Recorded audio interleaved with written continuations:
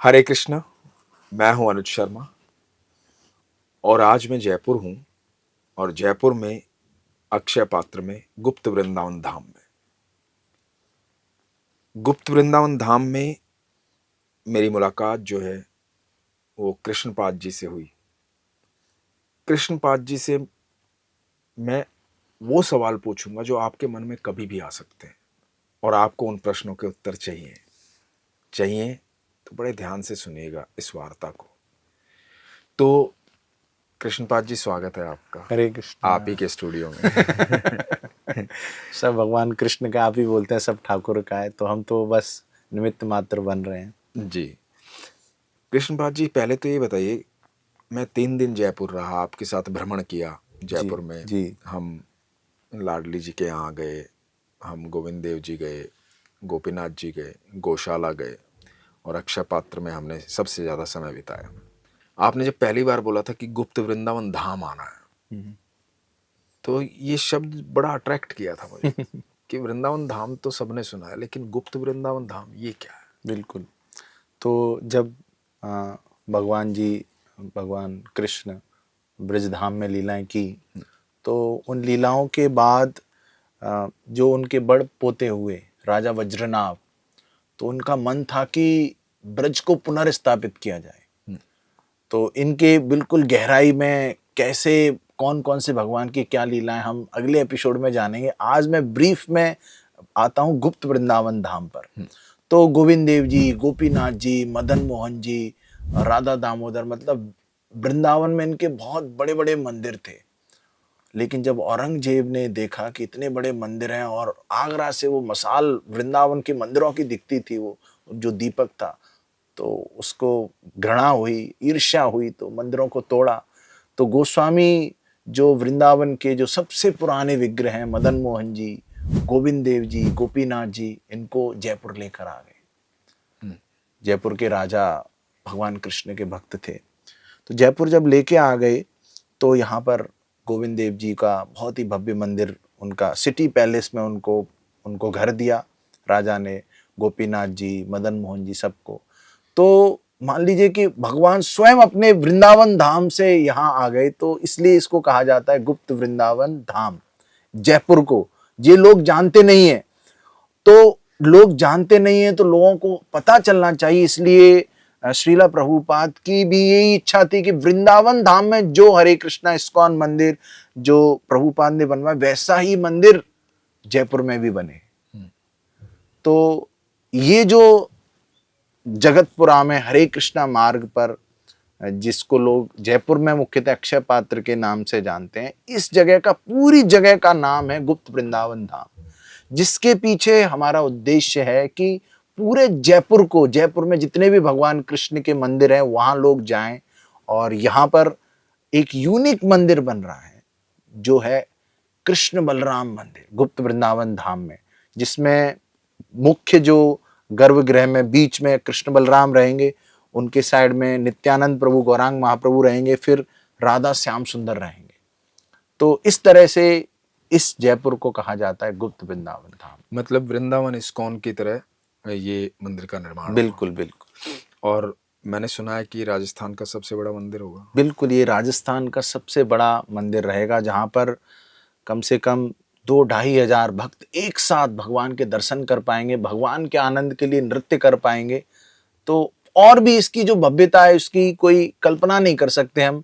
यदि कल्पना करना चाहते हैं तो अभी जो निर्माण चल रहा है, उस निर्माण को आकर देखें कि भाई क्या क्या हो रहा है निर्माण क्या के बात दौरान। है, क्या ऐसा बात है। उस निर्माण को देखते हुए, मतलब उसके साक्षी बने, बिल्कुल जब उसका निर्माण हो जाए तो कह पाए कि हमने इसे बनते हुए देखा बिल्कुल है ना। बिल्कुल।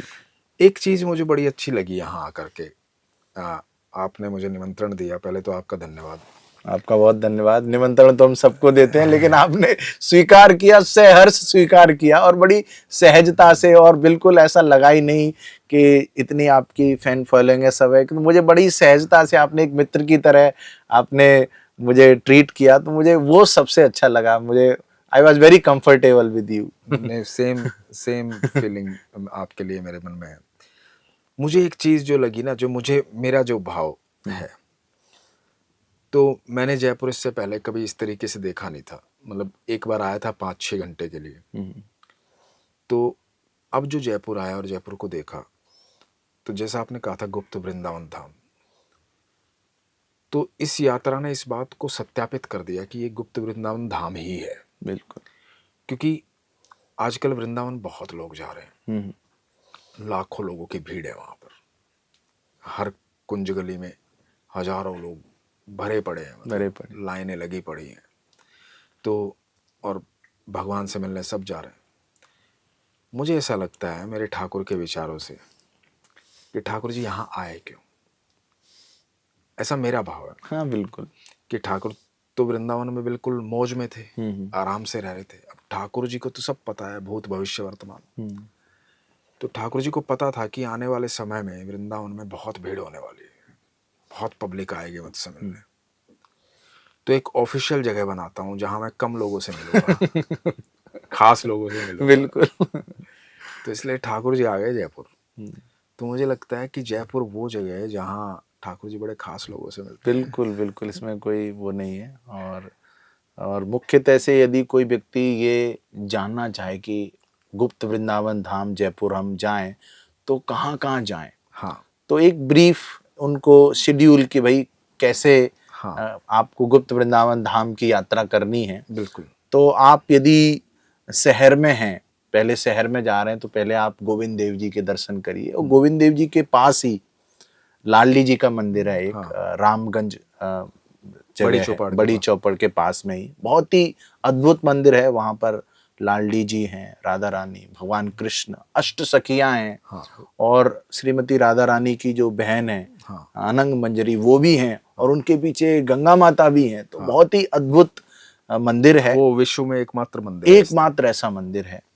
तो बहुत ही अद्भुत मंदिर है। कल हम वहाँ गए, हम वहाँ हमने राजभोग प्रसाद लिया, कीर्तन किया। तो आपको पता नहीं होगा इस मंदिर के बारे में। आप जब जयपुर आए तो जरूर जाएं, गोविंद देव जी जाएं। फिर गोविंद देव जी के पास में गोपीनाथ जी का मंदिर है, वहां पर जाएं। और आप आमेर जाते हैं, सब जगह आमेर के बारे में सबको सुना है, लेकिन आमेर से पहले ही जल महल के बाद राधा माधव जी का मंदिर पड़ता है, कनक वृंदावन। पहले गोविंद देव जी वहीं थे, राधा माधव जी का मंदिर पड़ता है, नटवर लाल जी का मंदिर पड़ता है। आप आमेर की तरफ और चले जाते हैं तो वहां पर मीराबाई जिन भगवान कृष्ण के विग्रह की आराधना करती थी, वो मंदिर पड़ता है। और आप और थोड़ा चले जाएंगे तो चरण पहाड़ी है।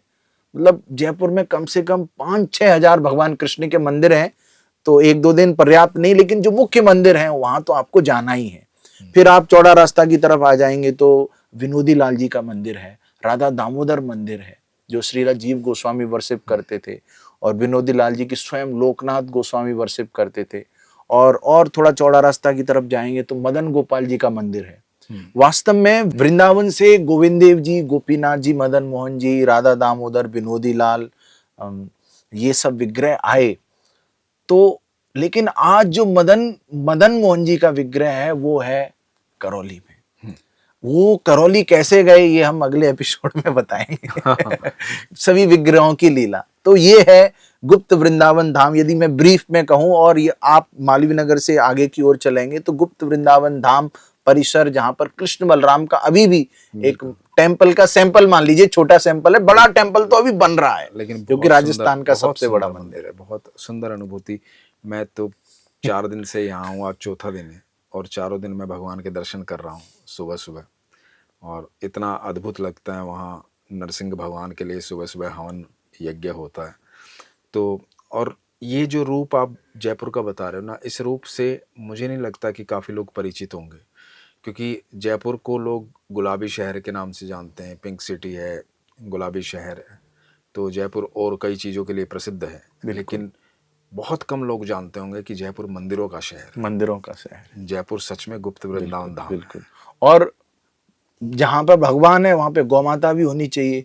तो लोगों को पता नहीं है कि जयपुर में ही गुप्त वृंदावन धाम के द्वारा प्रबंधित मैनेज किया जा रहा है हिंगोनिया गौशाला, जहाँ पर हजारों गौवंश के गौ माताओं के दर्शन कर सकते हैं, उनकी सेवाएं कर सकते हैं। बिल्कुल। वहाँ जाकर मुझे थोड़ा सा जितनी प्रसन्नता हुई उतना दुख भी हुआ जी, क्योंकि प्रसन्नता इस बात की हुई कि एक साथ 19,000 गायों को मैं अपने जीवन में पहली बार देख रहा था। और दुख इस बात का हुआ कि वो 19,000 गायें वो पाली गई नहीं थी, वो सड़कों से लाई गई सड़कों थी। से लाई गई। तो लोगों ने किस प्रकार से उनका इस्तेमाल किया, जब तक दूध दिया तो ठीक है, नहीं तो जा कर के छोड़ दिया लावारिस की तरह सड़कों पे। फिर वहाँ से वो उस गौशाला में लाई गई, उनका इलाज चल रहा है। और जिस तरह से मैंने देखा वहाँ के आईसीयू में जा कर के किस तरह से एक गाय के पेट से 55 किलो प्लास्टिक की थैलियाँ निकली, सिक्के निकले, कॉइन्स निकले, बाल निकले, और बहुत सारी पिन और अलग अलग चीज़ें, बैटरी, सेल की बैटरी, ये सब निकला। तो बड़ा मुझे दुख भी हुआ, बड़ा आहत भी हुआ मैं। और किस तरह से उनकी केयर की जाती है, कितना प्रेम उनको वहाँ दिया जाता है। तो वो मुझे लगा कि भगवान श्री कृष्ण ने कहा अपने गैयों को कि बहुत हो गई है मानस सेवा, अब तुम मेरे पास आओ, मैं तुम्हारी सेवा करता हूँ। बिल्कुल बिल्कुल क्योंकि भगवान श्री कृष्ण गैयों को बहुत प्यार करते हैं। बिल्कुल। तो वहाँ पर मुझे साक्षात वो कृष्ण के प्रेम की अनुभूति भी हुई। तो वो अद्भुत जगह है वो गौशाला। तो और मैं तो ये कहूँगा कि जयपुर को एक बार आकर के इस नज़रिए से देखो कि आप जयपुर नहीं जा रहे, आप वृंदावन जा रहे वृंदावन जा रहे हो। और ये मेरा दावा है पर्सनली कि आपको रत्ती भर भी ये एहसास नहीं होगा कि आप वृंदावन में नहीं हैं। बिल्कुल बिल्कुल बिल्कुल। तो मुझे एक बात और बताइए, जैसे ये इतना विशाल मंदिर बन रहा है जी। तो बहुत लोग, जैसे मेरे पेज पे भी बहुत फॉलोअर्स ऐसे होते हैं कि वो सक्षम हैं कहीं पर अपना सहयोग करने में। जी जी। तो अब वो सहयोग करें कहाँ अपने जीवन में, क्योंकि आजकल क्या हो रहा है कि सबको पता है सब कुछ ईमानदारी से नहीं हो रहा है। कई जगह बहुत चीटिंग भी, कई जगह जी बहुत जी फ्रॉड जी भी है, जी कई जी जगह भगवान के नाम पर कुछ भी कर रहे हैं। जी। तो और ये एक सही राह है, एक सही जगह है बिल्कुल। जो मैं खुद अनुभव कर रहा हूँ, मैं खुद आया हूँ यहाँ पे। तो यदि इस मंदिर के निर्माण में कोई सहयोग देना चाहे तो उसके लिए वो क्या करे? उसके लिए मंदिर की वेबसाइट पे जा सकते हैं, पहले देखिए क्या हो रहा है एक्टिविटीज। और मैं तो कहूँगा पहले यहाँ पर आइए, यदि आप जयपुर के आसपास रहते हैं तो पहले आइए, या फिर कहीं भी रहते हैं आके देखिए। नहीं तो आप एटलीस्ट वेबसाइट पे देखिए क्या क्या एक्टिविटीज चल रही हैं, guptvrindavan.org, उस पर जाके देखिए। और हम एक डिस्क्रिप्शन में एक लिंक भी डाल देंगे, उस लिंक के माध्यम से डोनेशन दे सकते हैं।